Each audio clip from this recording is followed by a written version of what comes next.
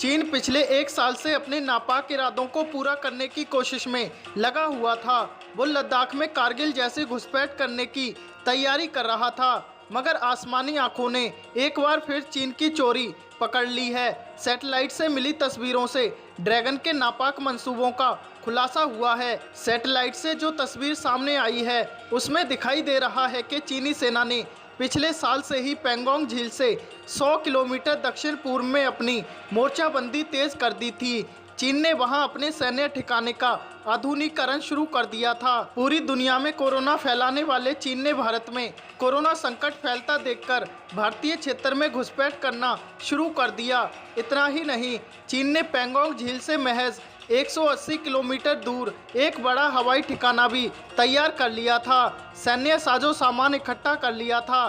चीन ने नागरी गुंसा इलाके में बहुत सारे सैन्य वाहन जुटा लिए थे ताकि तेजी से भारतीय सीमा पर सैन्य हथियार पहुंचाया जा सके। ताज़ा तस्वीर open source intelligence analyst Detresfa ने जारी की है। चीन ने अपने एयरबेस पर J-11 J-A विमान भी उड़ाना शुरू कर दिया था।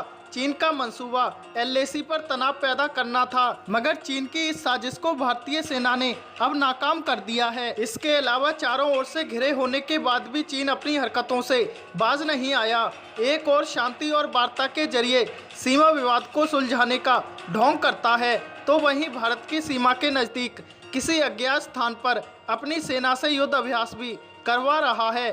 दरअसल जिस समय भारतीय विदेश मंत्रालय लद्दाख में भारत और चीन सेना के कोर कमांडर स्तर की चर्चा के बारे में जानकारी देने के लिए अपना वक्तव्य तैयार कर रहा था, ठीक उसी समय चीनी सरकार का मुखपत्र ग्लोबल टाइम्स भारत पर अपनी सैनिक शक्ति के मनोवैज्ञानिक दबाव डालने के लिए एक रिपोर्ट तैयार कर रहा था। ये रिपोर्ट सेंट्रल चीन के हुबेई प्रांत से कुछ घंटों में ही हजारों किलोमीटर दूर ऊंचाई वाले उत्तरी पश्चिमी क्षेत्र तक हजारों सैनिकों और भारी बख्तरबंद गाड़ियों को तैनात करने और चीनी सेना के युद्ध अभ्यास के बारे में थी।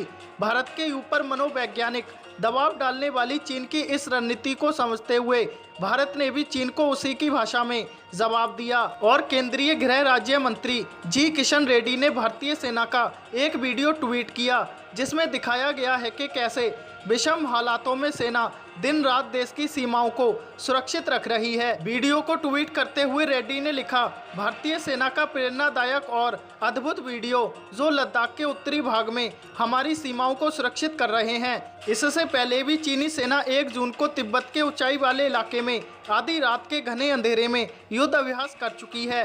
चीन की तिब्बत मिलिट्री कमांड ने सोमवार देर रात 4700 मीटर की ऊंचाई पर सेना भेजी और कठिन हालात में अपनी क्षमता का परीक्षण किया था।